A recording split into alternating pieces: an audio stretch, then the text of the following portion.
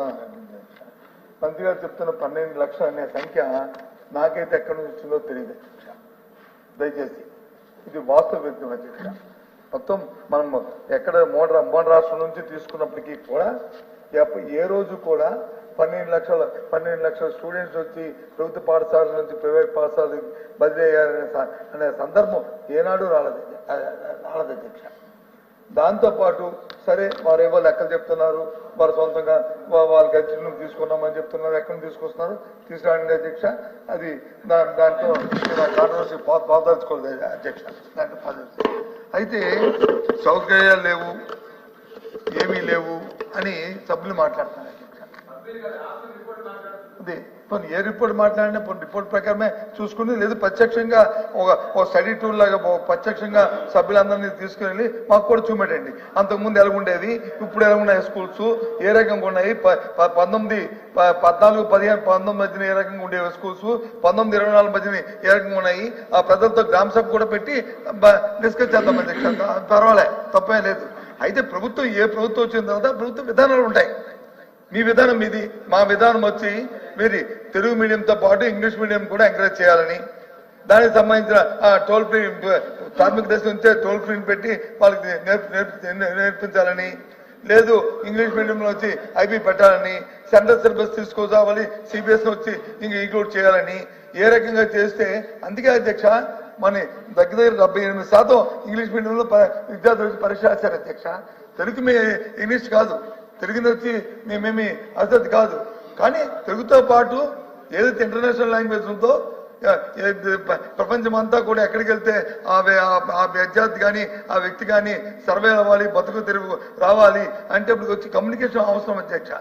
Communication అవసరం. ఆ communication ని కింద స్థాయి నుంచి తీసుకురావాలనే ఉద్దేశంతో ఒక ప్రభుత్వ విధానంగా తీసుకున్నాం తప్ప ఇంకో ఆలోచన లేదు. ఇది కాంట్రవర్సీ కాదు, ఈ ప్రభుత్వ విధానం కాదు, ఓకే ఫైన్, నో ఇష్యూ. కానీ పూర్తిగా విద్యా వ్యవస్థని బస్సుపెట్టి సబ్జెక్ట్ తీసుకొచ్చాం అధ్యక్ష. సబ్జెక్ట్ ఏం తీసుకొచ్చాం, ఒకే టీచర్ 1వ తరగతి నుంచి 5వ తరగతి వరకు.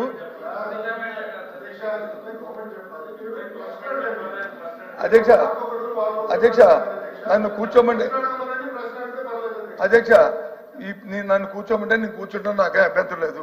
కానీ మంత్రి గారు వచ్చి మంత్రి గారు నేను మాట్లాడినప్పుడు నేను కూర్చోండి, నాకు అభ్యంతరం, ఈ నిమిషం కూర్చోబోతాను. కానీ ప్రశ్న కాదు, మీ వివరణ ఏంటో మాట అధ్యక్ష. నేను ముందు అధ్యక్ష నేను ముందు మాట్లాడినప్పుడు నేను ఒక విషయాన్ని చెప్పి మాట్లాడాను. ఈ ప్రశ్నతో నాకు సంబంధం లేకపోయినా నేను గత 2.5 సంవత్సరాలు ఈ అంశాన్ని, ఈ ఎడ్యుకేషన్ డిపార్ట్మెంట్ దీన్ని నేను డీల్ చేశాను కాబట్టి, నేను ఒక మంత్రిగా ఉన్నాను కాబట్టి నేను దీని గురించి మాట్లాడే ప్రయత్నం చేస్తానని చెప్పాను. వద్దు అంటే నేను కూర్చోబోయే అధ్యక్ష, మంత్రి గారు సమాధానం చెప్పి క్లోజ్ చెప్పండి అధ్యక్ష. నాకే అభ్యంతరం. మీకు ఏ వివరణ కావాలండి? నేను కొంచెం కాదు,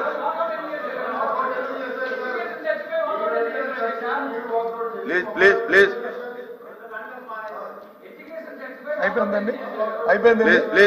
అయిపోయిందండి. చెప్పండి. ఆ రోజు క్రిస్టల్ క్లారిటీగా చెప్పాం, రేపు ఉదయం దీని మీద సబ్జెక్ట్ ని ఇన్ని రోజులు ఇంకా సమావేశం ఉంది, దయచేసి పెట్టండి. ఈ రోజు ఇది కాదు, ఈ రోజు మా ప్రధానమైన సమస్య వచ్చి మీరు ఏదైతే విద్యార్థులు వాళ్ళకి పడుతున్న ఇబ్బందులు ఉన్నాయో, వాళ్ళు ఏదైతే మీరు ఇస్తారన్న నిరుద్యోగ వృత్తి ఉందో దాని మీద మా తాలూకా ఎజెండా మోసం ఇచ్చాం, దాని మీద చర్చ జరగాలని చెప్పి ఆ రోజు అడిగాం. ఆ రోజు దాని మీద చెప్పకుండా ఆ రోజు అంటే అధ్యక్ష అంతే. ఇప్పుడు పెట్టండి, రేపు ఉదయం పెట్టండి చర్చ, మళ్ళీ మాడదాం. మంత్రి నా చిన్న సబ్మిషన్ సార్, తమరు నిర్ణయం తీసుకోవాల్సింది ఈ సభలో ఎప్పుడు ఏది చర్చ జరగాలి అని. ప్రతిపక్షంలో కూర్చున్నటువంటి వారు కాదు, ప్రభుత్వానికి మాకున్న విజ్ఞప్తులు మేము ముందు పెడతాం. సభలో చర్చ జరిగేదానికోసము మంత్రి గారు ప్రిపేర్ అయిపోయి 2.5 గంటలు దాని మీద చర్చ చేస్తే వారికి కన్వీనియంట్ గా లేదు, మేము కాఫీ తాగడానికి వెళ్ళాలి, వాకౌట్కి వెళ్ళాలి అని చెప్పి వాళ్ళు వెళ్ళిపోయి ఇవాళ వచ్చి ప్రశ్నోత్తరాల సమయంలో దాని మీద నేను చర్చ మాట్లాడతానంటే ఎట్లా సార్? ఇది తమరిని స్వయంగా ప్రశ్నించడం సార్, మమ్మల్ని కాదు. తమరు తీసుకున్న నిర్ణయాన్ని ఈ సభలో దీని మీద చర్చ జరుగుతుంది అని మీరు తీసుకున్న నిర్ణయాన్ని మాకు కుదరదు అని అంటే సంతోషం. కానీ మేం డిక్టేట్ చేస్తాం, మేం చెప్పినప్పుడు సభలో చర్చ పెట్టాలి, మేం చెప్పిన అంశమే మా టైం ప్రకారం రావాలి, ఈ ఆలోచన కరెక్ట్ కాదు సార్. ముందు దాని మీద ఆయన క్షమాపణ చెప్తే బెటర్ సార్. ఎందుకనంటే చైర్ నిర్ణయాన్ని వ్యతిరేకించే రకంగా, చైర్ నిర్ణయాన్ని ప్రశ్నించే రకంగా, చైర్నే తప్పు పట్టే రకంగా మాట్లాడడం అనేటువంటిది సరైన విధానం కాదు సార్. మరి సీనియర్ సభ్యులు ఎక్కడికి వెళ్తున్నామో, ఏం మాట్లాడుతామో, ఏ సైకోఫాన్ గా మరి మాట్లాడుతున్నారు వారు నాకు అర్థం అవట్లేదు. క్షమాపణ చెప్పాలని అడుగుతున్నారు, క్షమాపణ చెప్పాలని అడుగుతున్నారు. ఏమిటో నాకు అర్థం, ఏంటో సైకోఫాన్ నాకు అర్థం అవట్లేదు. ఎందుకు ఆ తాపత్రయం అర్థం అవట్లేదు. దయచేసి నో ఇది కరెక్ట్ కదా అధ్యక్ష, దయచేసి నేను తప్పు మాడితే నా రికార్డు నేను మాట్లాడే మాటలు తీసేయండి అధ్యక్ష, నాకు అభ్యంతరం లేదు. కానీ ఈ టైప్ ఆఫ్ ఈ విధంగా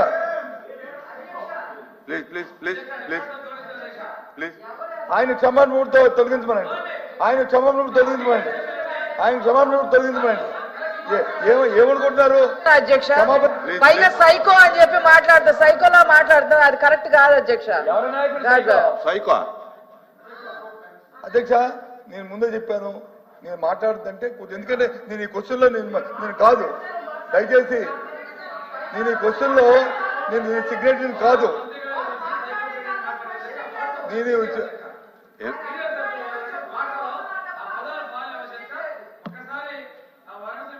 తొలగించాలి అధ్యక్ష.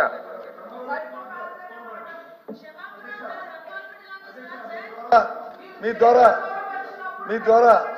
కూర్చోమ్మా ఎందుకు సార్ ఉన్నారు కదా, కూర్చో. మీ మంత్రి గారు ఉన్నారు కదా, కూర్చో.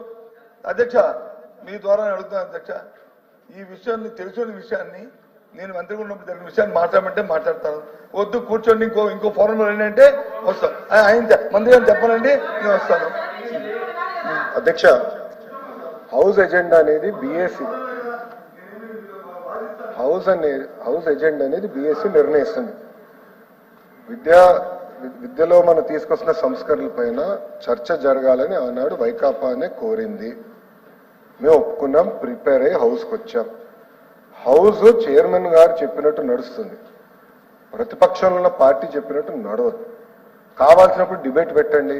మాకు ఈరోజు మూడ్ బాగాలేదు, మేము బయట ఎక్కడికో వెళ్ళాలి, మాకు వేరే పనులు ఉన్నాయి, లేదా మాకు పార్టీ మీటింగ్ ఉంది, మేము వెళ్తాం, మీరు పోస్ట్పోన్ చేయాలనుకుంటే దానికోసం ఇక్కడ ప్రభుత్వం లేదు, గౌరవ చైర్మన్ గారు లేరు.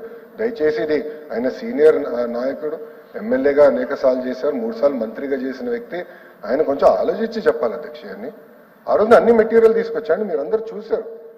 మీరు ప్రింట్ చేసిన పుస్తకాలు తీసుకొచ్చా, మేము ప్రింట్ చేయబోయే పుస్తకాలు తీసుకొచ్చా.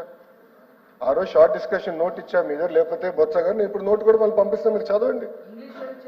ఇంగ్లీష్లో ఇచ్చాను, తెలుగులో ఇచ్చాను, నోట్ ఇచ్చాను అధ్యక్ష. ఈరోజు మనం క్వశ్చన్ అంటే మీరే మాకు చెప్పారు, మా సభ్యుడి నుంచి అన్ని మాడుతుంటే ప్రశ్న ఏంటి మంత్రి కానీ మీరు సూటిగా మమ్మల్ని అడిగారు.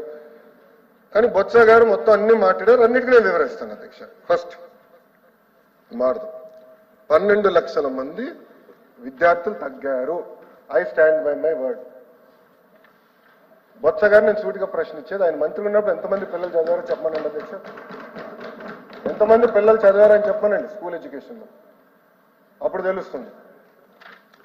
12 లక్షల మంది పిల్లలు తగ్గారు. ఐఎమ్ రెడీ ఫర్ డిస్కషన్ దాని గురించి. ఎక్కడ తగ్గారు, ఏ పాఠశాలలో తగ్గారు, ఎక్కడికి వెళ్ళారు, ఆ ప్రైవేట్ స్కూళ్ళ సంఖ్య ఎక్కడ పెరిగిందో మేము చెప్తున్నాం అధ్యక్ష. అంతేకాదు అధ్యక్ష, అన్నాడు నేను చెప్పా డ్రాప్ బాక్స్ విధానం ఉందని. ఆన్లైన్ సిస్టంలో పిల్లలు ఏ పాఠశాలలో ఉండాలి, కావాలని గ్రాస్ ఎన్రోల్మెంట్ రేషియో పెంచేదానికి పిల్లలు తీసుకెళ్లి డ్రాప్ బాక్స్ లో పెట్టారండి. 1,00,000 మంది పిల్లలు 15 సంవత్సరాల కన్నా ఎక్కువ వయసు కలిగిన పిల్లలు స్కూల్ ఎడ్యుకేషన్ లో ఉన్నారని చెప్పారండి. డ్రాప్ బాక్స్ ఉండాలి, డీటెయిల్స్ ఆ వివరాలన్నీ నేను ఇవ్వగలుగుతా. ఆ రోజు కూడా చెప్పాను అధ్యక్ష. ఈరోజు టోఫల్ గురించి మాట్లాడుతున్నారు. I'm asking sir straight question. National achievement survey మీరు ఒక్కసారి చూస్తే 2017లో ఇంగ్లీష్ లో భారతదేశంలో 4వ స్థానంలో ఉన్న అధ్యక్ష, మళ్ళీ 14వ స్థానానికి ఎందుకు పడిపోయామండి? సమాధానం చెప్పండి సార్. టోఫల్ గురించి మాట్లాడుతున్నారే, టోఫల్ గురించి మాట్లాడుతున్నారే, మళ్ళీ ఎందుకు పడిపోయాం సార్? సోషల్ సైన్స్ 6వ స్థానం నుంచి 10th క్లాస్ గురించి చెప్తున్నా అధ్యక్ష, 6వ స్థానం నుంచి 24వ స్థానానికి ఎట్లా పడిపోయాం అధ్యక్ష? సైన్స్ ఫస్ట్ ప్లేస్ ఉండేది 15వ స్థానం పడిపోయాం. మ్యాథమెటిక్స్ ఫస్ట్ ప్లేస్ ఉంది 12వ స్థానం పడిపోయాం. ఎలా పడిపోయాం చెప్పానండి అధ్యక్ష. గొప్పలు చెప్తున్నారు ఐబీ గురించి. ఐబీ మీరు ఏం చేశారండి? మంత్రి గారిని మాజీ మంత్రి గారిని సూటిగా నేను ప్రశ్నిస్తున్నాను. ఏం చేశారు మీరు IB? What is your contribution in IB?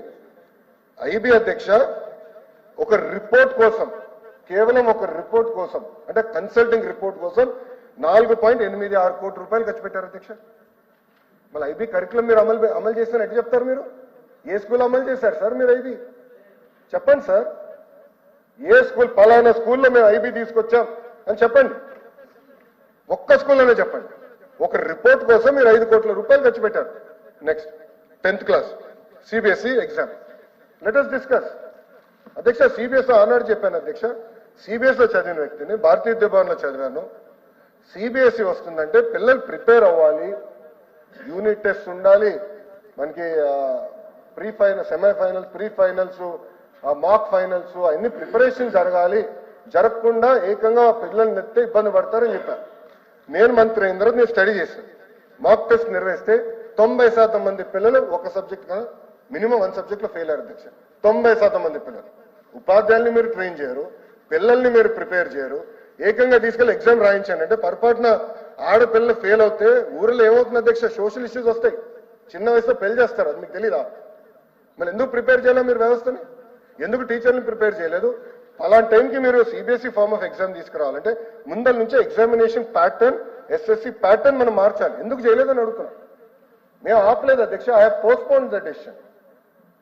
నేను నిర్ణయాన్ని వెనక్కి తీసుకెళ్ళాం. మీరు దయచేసి చదవండి. నేను ఎక్కడ నిర్ణయాన్ని వెనక్కి, I said postpone it for 3 years. పిల్లల్ని ప్రిపేర్ చేద్దాం. పోటీ తత్వంలో పిల్లల్ని జాగ్రత్తగా ప్రిపేర్ చేద్దాం. మోడల్ ఆఫ్ ఎగ్జామినేషన్ మార్చడాన్ని నెక్స్ట్ ఇయర్ నుంచి అది మేము అమలు చేస్తున్నాం. అది ఇంకో పక్కన అధ్యక్ష టోఫెల్కి అధ్యక్ష 60 కోట్ల రూపాయలు ఖర్చు పెట్టారు అధ్యక్ష. మళ్ళీ ఎందుకండి ఇంగ్లీష్ అంత పడిపోయింది చెప్పండి. మీరు అడిగిన దానికే నేను సమాధానం చెప్తున్నా. ఎందుకు పడిందో గౌరవ సభ్యులు చెప్పాలి అధ్యక్ష. ఎట్లా అవుతాయి అధ్యక్ష? ఆ రోజు సుదీర్ఘంగా నేను చర్చించాను, అన్ని విషయాలు నేను మాట్లాడాను. ఆ రోజు రాకుండా ఈ రోజు వచ్చి మమ్మల్ని ప్రశ్నిస్తాం కరెక్ట్ కాదు. మాజీ మంత్రివర్యులు, మీకు తెలుసు హౌస్ రూల్స్, సిస్టమ్ మీకు తెలుసు. I'm ready for debate, I'm ready for discussion. దాంట్లో ఎలాంటి డౌట్ నాకు లేదు. అన్ని వాస్తవాలు నేను మాట్లాడతా. 12 లక్షల మంది పిల్లలు తగ్గలేదని ఆయన అంటున్నారు. విత్ కంప్లీట్ ప్రూఫ్ నా దగ్గర ఉంది. అంటే అధ్యక్ష ఎంత దారుణమైన పరిస్థితుల్లో మాకు విద్యాశాఖ వచ్చిందంటే కనీసం ఎంతమంది పిల్లలు ఏ స్కూల్లో చదువుతున్నారో మా దగ్గర డేటా లేదు అధ్యక్ష. ఆయన 2 సంవత్సరాలు మంత్రిగా చేశారంటున్నారు. మరి ఎందుకండి డేటా లేదు? ఏ టీచర్ ఏ స్కూల్లో పాఠాలు చెప్తున్నారో డేటా లేదు. ఎందుకు లేదండి? ఆయన సమాధానం చెప్పాలి కదా. ఎలాంటి డేటా లేక ఈరోజు బేసిక్ డాష్ బోర్డ్స్ తయారు చేయలేకపోతున్నాం. నేను పంచాయతీరాజ్ గ్రామీణాభివృద్ధి శాఖ మంత్రిగా చేసినప్పుడు 6 నెలలు డాష్ బోర్డ్స్ చేశాం. చాలా ఈజీగా ఉండే, గ్రిప్ వచ్చింది నాకు సబ్జెక్ట్. ఈరోజు బేసిక్ డాష్ బోర్డ్స్ ఇప్పుడు తయారవుతున్నాయి. ఇంకో పక్కన గౌరవ సభ్యులు కూడా అడిగారు అధ్యక్ష. నేను 100కి 100% ఉపాధ్యాయులు కేవలం పాఠాలే చెప్పాలి. ఆ స్టాండ్ మేము తీసుకున్నాం సార్. యాప్ల భారం మేము తగ్గిస్తున్నాం, దాంట్లో ఎలాంటి డౌట్ లేదు. సింగులర్ యాప్కి వచ్చేస్తున్నాం.